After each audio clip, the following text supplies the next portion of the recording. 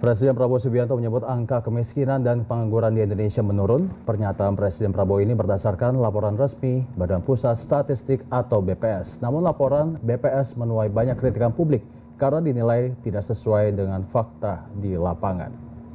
Saat ini Indonesia disebut darurat lapangan pekerja di tengah ekonomi yang tak stabil. Kami akan membahasnya bersama Presiden Konfederasi Serikat Pekerja Nusantara atau KSPN, Bapak Ristadi. Terima kasih Pak Ristadi telah bergabung bersama kami di Jawapos TV.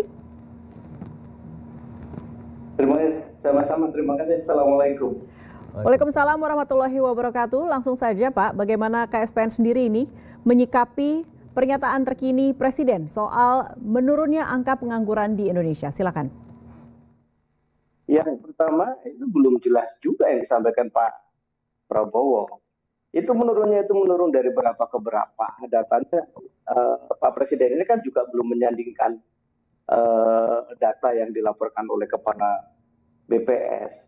Kalau dianggap menurun itu kan namanya kan yang disajikan datanya itu penyerapan tenaga kerja itu lebih banyak dari pertumbuhan angkatan kerja baru. Nah itu kemudian baru bisa disebutkan bahwa pengangguran kita menurun. Cuman itu kan hanya baru penyampaian saja. Nah tapi kalau kemudian kita coba lihat di lapangan, ada dua kejadian yang menarik.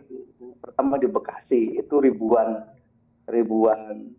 pelamar kerja berdesak-desakan, sementara lowongannya sedikit.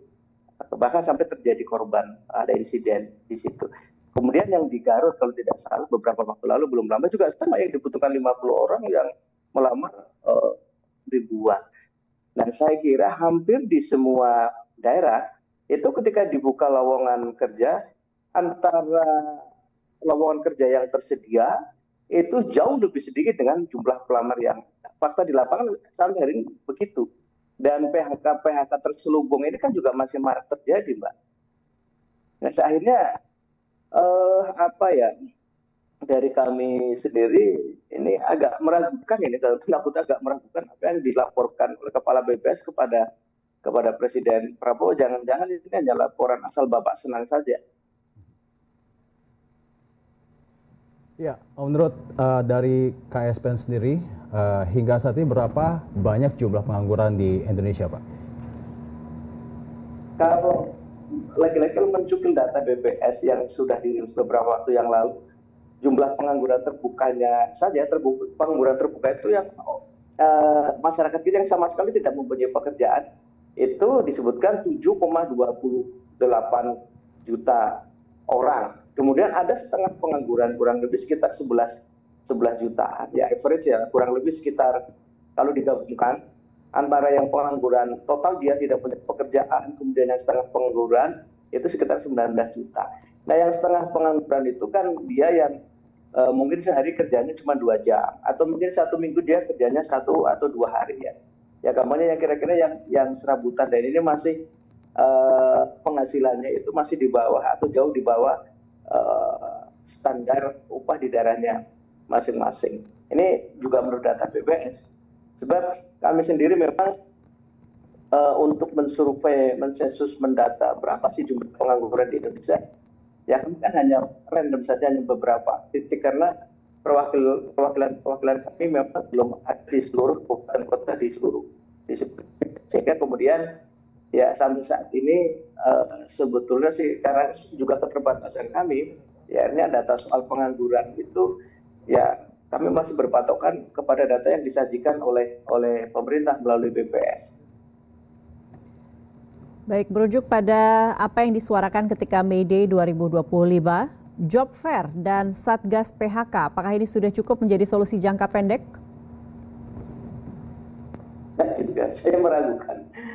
Satgas PHK saya meragukan bisa berfungsi sesuai dengan harapannya, yaitu mencegah terjadinya PHK, kemudian juga bisa menangani korban-korban PHK supaya hak-haknya terpenuhi sesuai aturan yang berlaku, kemudian bisa mendapatkan pekerjaan kembali. Saya sejujurnya dari tanggal 1 Mei sampai Mei Juni ya, sampai kemudian 2,5 bulan Satgas tersebut juga belum ditunjukkan. Ini kelihatannya pemerintah masih melakukan penggodokan ya Dalam arti memang masih agak ragu-ragu kemudian untuk diluncurkan. Ragu-ragunya adalah ketika kemudian ini diluncurkan, Satgas PHK ini bisa berfungsi sesuai ekspektasi pekerja buruh Indonesia atau tidak. Sebab apa?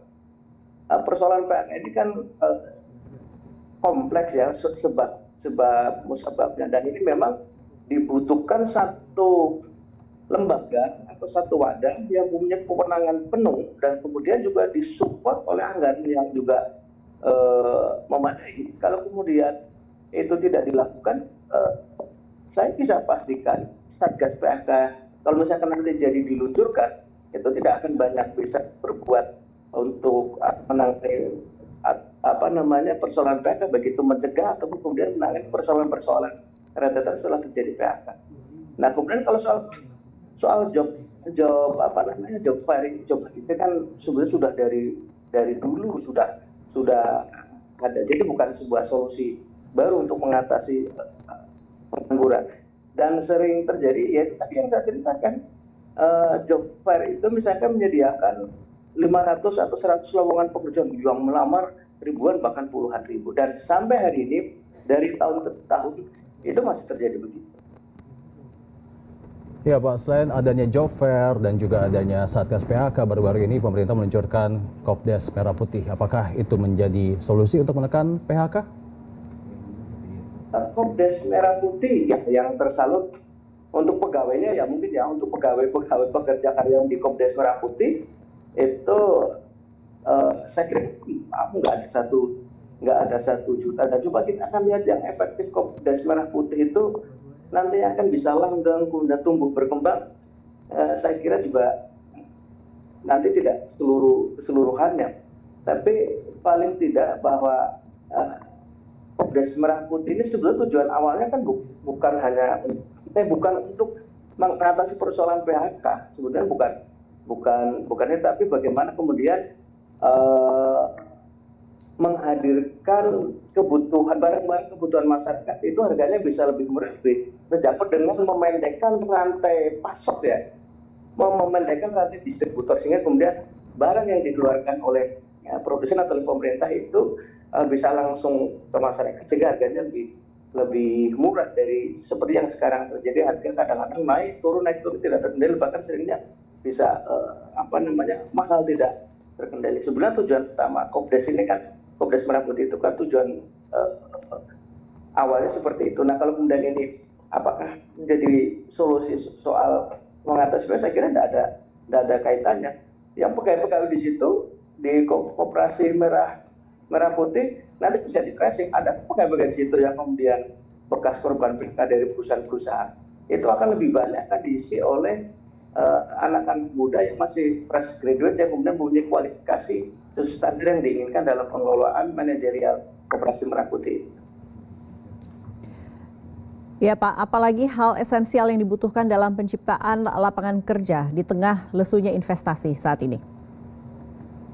Ya, saya kira yang pertama, di tengah lesunya investasi memang bagaimana memberikan pelatihan keterampilan dan kemudian berwira swasta kepada saudara-saudara, kepada masyarakat kita yang nganggur, kemudian juga disuntik dengan bermodal, kemudian didampingi secara serius oleh petugas-petugas yang betul-betul profesional, kemudian dibantu bagaimana soal marketnya, itu saya kira bisa lebih membantu teman saudara-saudara kita yang masih menganggur, atau kemudian juga saudara-saudara kita karena korban PHK. Walaupun pekerjaannya sebetulnya lebih rumit ya, daripada kemudian menggenjot investasi untuk menumbuhkan industri baru yang menyerap tenaga kerja baru, atau kemudian mempertahankan industri yang lama supaya tetap bisa eksis sehingga kemudian tidak terjadi PHK berkelanjutan yang meluas, yang minimal paling tidak menambah jumlah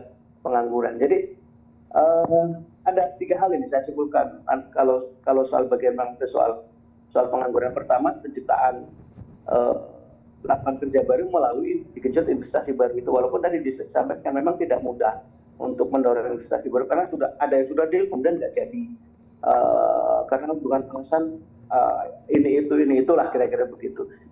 Tapi ini pemerintah harus tetap berusaha keras bagaimana supaya investasi khususnya di sektor padat karya yang menyerap banyak tenaga kerja itu harus terus dilakukan. Yang kedua, mempertahankan eksistensi industri yang sudah ada untuk bagaimana supaya saudara kita yang masih bekerja tetap bisa bekerja, tidak PHK, sehingga tidak menambah angka pengangguran. Nah, yang terakhir itu bisa disebutkan